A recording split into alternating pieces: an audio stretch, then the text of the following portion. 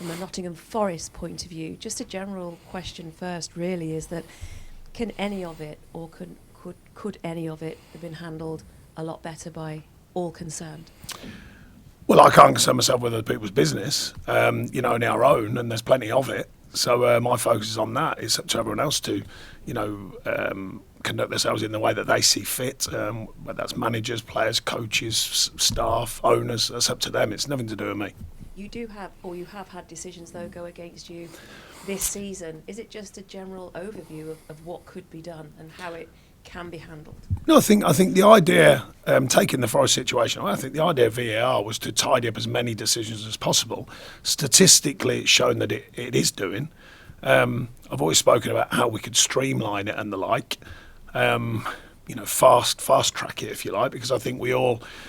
There's certain instances in games which are quicker than others. I think, even to the naked eye, we can all see it, and it seems to take a long time. We had an offside earlier this season that there was, seemed to take about 3 minutes.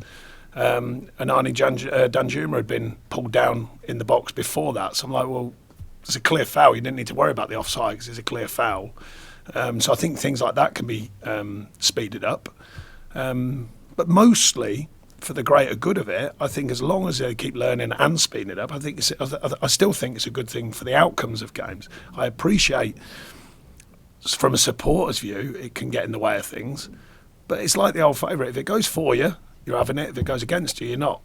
It's simple as that, and there has to be some form of getting these decisions right, and they're doing the best they can with a better way of doing it. Currently, I think with VAR, but eventually, the powers that be, the fans, everyone has a voice. So, will it stay or go? Will be the debate going forwards. But the stats suggest it does get things right more often than not. Will the tracksuit stay or go? Seriously, I didn't realise how much heat, noise, whatever you want to call it, I didn't realise how much was going to come from that. It wasn't a major decision in my life. I have lots of decisions to make here, trust me, that are far more important than that. Bit of banter from the players and ex-players and the like, my daughter included. But no, I'm not too worried about that. I'll decide tomorrow, whatever I wear. And talking of tomorrow, it does sound strange thinking this, but this is actually your first home Merseyside derby. It feels like you've been here for quite some time with it does to me, trust me. Is it something you're looking forward to then? Yeah, of course. The away game's different because obviously the feel in the stadium. Home game, I'm well aware of all the records that people keep telling me and all the rest of it. I'm looking forward to the game, but it's a game, I think derbies are the game of the people from where they live. I didn't grow up here, so I won't have that depth of understanding. What I do understand is how important it is to be Everton's manager, that's for sure, in all games, and particularly this one for the obvious reason. It's always an emotional sort of fixture and the rivalry as well, and it's Jurgen Klopp's last one in charge of Liverpool, and there is so much at stake, not just for Liverpool, but for you as well, and to continue that run that you found yourself on this month with your 2 home wins so far. Yeah, I mean, it was important, the wins for different reasons, of course, changing the story, the narrative, also the physical side of it, getting points on the table. The performance side of it is relevant, but in the way that the results are more relevant. So yeah, two good wins, 2 clean sheets at home. We want to continue that form, whoever it's against. It just happens this one's against Liverpool. Going back to Jurgen Klopp, I think, to be clear, it's a tough call when you're Everton's manager. But taking that aside, being Everton's manager, massive respect for him. What he's done, his last game here, his last derby and the games to come, and who knows, they're, still pushing. But massive respect for what he's done there and his other clubs. I mean, it's not, the one thing I've learned about management, it's not easy to build things. It's not easy to first get the time to build things, and therefore you've got to win enough to get the time, to get the belief of people to build things, and he's done it at 3 different clubs. I think that, fair play to him, massive respect for that. And just a word on your team news, lastly from me. Beto, what is the situation with him and his recovery? I guess maybe he's unlikely to feature. Yeah, he definitely won't feature these next couple of games, but he'll be back after that for the protocols, and rightly so. But good news so far. He's had all the checks needed, and he's fine. Just obviously took a real knock, but I thought the staff were terrific. We want that. All staff involved were terrific, getting on there quick and dealing with things effectively on his behalf. And Dominic Calvert-Lewin? Okay. Yeah, he's hopeful that he'll be back for tomorrow. We'll wait and see till tomorrow, but hopeful on that one. Hi Sean, great atmosphere at the weekend. You spoke about the rise of the Toffees before the Chelsea game. How much did you Yeah, that didn't work. How much did you feel the atmosphere at home in that one, and how important will that be tomorrow? Yeah, I mean, I was trying to get that idea that, you know, the ups and downs of the club down the years have meant a lot to people in different ways, obviously, some good, some not. Sort of trying to get everyone on board in the sense that everyone's nose needs to stay pointing in the right direction. Fantastic, I thought, because it's not easy. You know, myself, the team, we're way off the mark, let ourselves down against Chelsea, and to respond with the fans being in full voice and behind us, I think was a brilliant thing. I couldn't be more pleased with that side, and the players, of course, delivering a performance. Very strong performance physically and giving everything for the shirt, which I said that was one thing I could guarantee. That was obviously not on show the previous game, but it certainly was against Forest. The stats back that, the physical stats and the amount of ground covered, the willingness, the desire to work hard for the team and for the badge, and I think it's important. The crowd saw that, but they definitely had an effect from the off, straight away. The positivity and the feel in the stadium was spot on, and I can only ask them for more of that. I spoke to Mykolenko this morning. He said about how hard it is. He said I should wear a suit, apparently, I was told. He said how hard it is to come up against Mo Salah, and how much you could see how much enjoyment he got from keeping him quiet in the 1-1 game last season, and you could tell that it was something that he's really focused on, having that same impact against specifically Mo Salah again. How much focus has there been on those individial battles? So has he picked himself, just so I know? Oh. Right, yeah. Okay, well, I'll have a word with him this afternoon. Oh, you picked the team, apparently. No, look, he's learning. Since I've been there, I think he continues to improve. He's good around the place. He's very quiet, keeps himself to himself, but he's very professional in what he does. And, I think visibly from what I've seen in my time here, he's learned, he's progressed, and he continues to do so. And he's had, it's not an easy task managing some of these players. Not managing them, but, dealing with them as a player 1v1.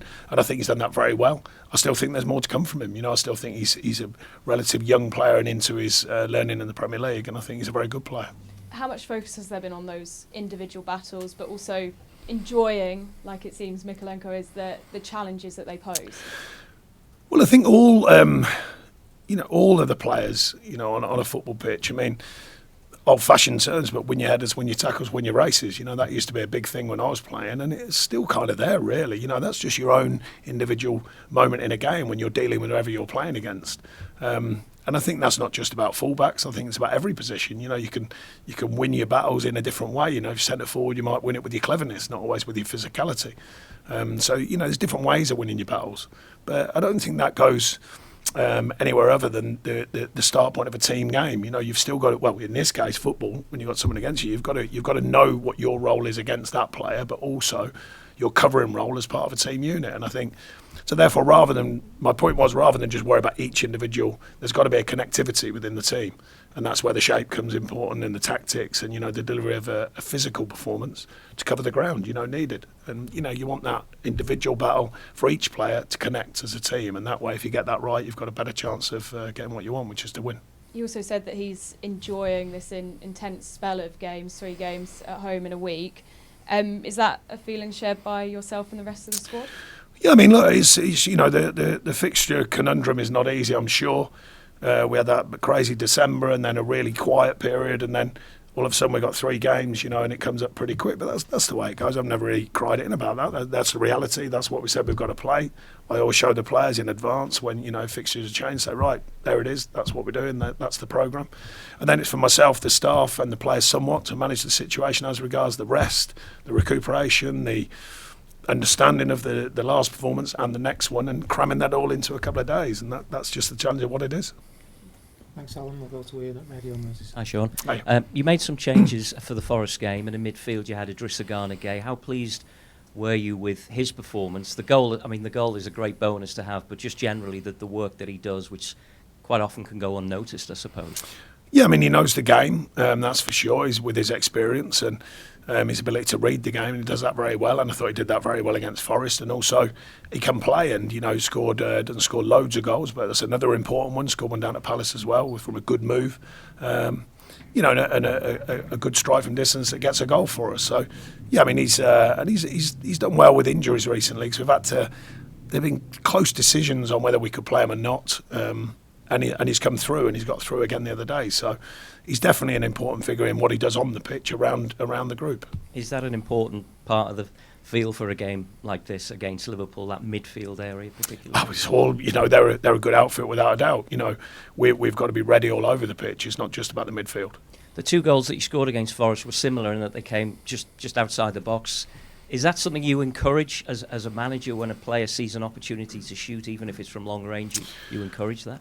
I've been encouraging the players to find different ways of scoring. That's the plan. It's not been easy this season. We all know that. But, we've had games, I said after the game, we've had games where we've created way better chances and more of them and not won and not taken the chances. And yet Saturday, not as many on the chance count, not as higher XG, but we score 2. And that's the conundrum of football sometimes. It's how you find ways of scoring. So they're certainly under nothing other than to be positive from a certain area of the pitch to go and score.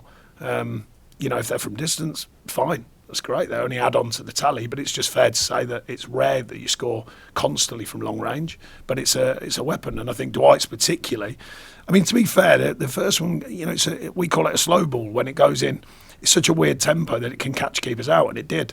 The second one actually is quicker than you think. I've watched it back a couple of times. It does fly a little bit from Dwight, and gets a good bounce off the post and goes in. So, but no, we'll excuse me. We're asking the team to create as many different ways as we can to be effective. This time it's from distance. We'll see what the next one brings. And you must be pleased as well with the statistically in terms of your home record, conceding goals. I think only the top 3 have conceded fewer. And the wins that you've had have all been clean sheets. So how important has that been for you in terms of your defensive display? Well, it's important when early season, as I said, we were creating so much and not winning games, so we had to find different ways of operating. If you're not clinical, if you're not taking chances, the belief in the team defensively to continue what they're doing and the consistency of the defensive side of the game, it has to be there, and if you're not managing to score freely and not taking your chances, then we still need that strength of the team unit. And a lot of it on Sunday, was built around the fact that the sheer physical output of the players was very, very good. And that's often the case when you're playing that style and you win games. And I spoke to the players about that, but that was very pleasing as well. Not just the defenders, not just the keeper. Jordan made a terrific save, obviously an important save. But the unit, from the front of the team to the back of the team, all has to be in place.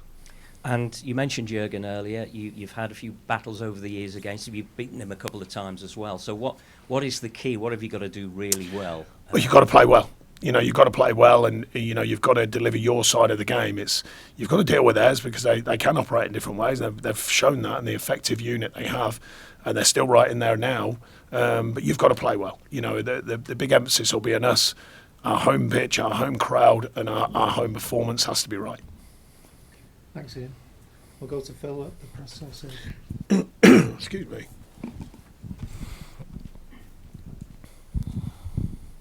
Cheers. I just wanted to check on one more player. Seamus Coleman didn't make the squad at the Oh yeah, it's a fair one. He won't make the game. He's recovering. He's back on the grass, but he won't make it for tomorrow. Great. Cheers. Any further questions in the open section before we move on? No? Okay. Thank you.